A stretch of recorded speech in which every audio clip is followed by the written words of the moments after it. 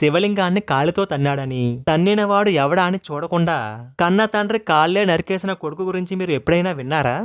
ఒకానొకప్పుడు చిదంబర క్షేత్రంలో యచ్చ దత్తనుడు అనే బ్రాహ్మణుడు ఉండేవాడు. ఆయనకు విచార శర్మ అనే కొడుకు ఉన్నాడు. అతను వేదాన్ని నేర్చుకుని చక్కగా స్వరంతో వేదాన్ని చదివేవాడు.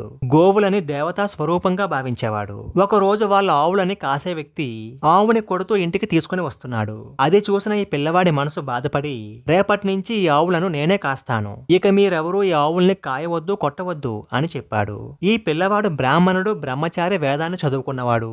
ఆవులని కాపాడే బాధ్యత తీసుకున్నాడు కదా అని ఊర్లో ఉన్న వాళ్ళందరూ తమ ఆవులని ఈ పిల్లవాడి వెంటే పంపించేవారు. ఈ పిల్లవాడు వేద మంత్రాలు చదువుతూ ఆవులని స్పృశిస్తూ వాటిని జాగ్రత్తగా కాపాడుతూ ఉండేవాడు. వేదంలోని కొన్ని పన్నాలకు కొన్ని శక్తులు ఉంటాయి. ఆవుల్ని రక్షించడానికి వేదంలోని ఆ పన్నాలను చదువుతూ వాటిని భద్రంగా చూసుకునేవాడు.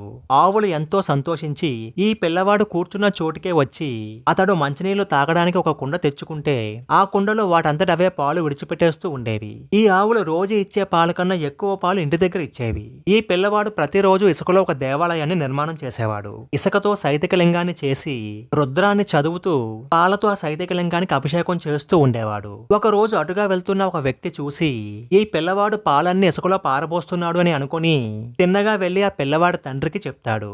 అది విన్న పిల్లవాడి తండ్రి సరే రేపు నేనే వచ్చి చూస్తాను అని చెప్పి మరుసటి రోజు కొడుకు కన్నా ముందే బయలుదేరి అడవిలో ఆవులు మేసే చోట ఒక చెట్టు ఎక్కి కూర్చున్నాడు.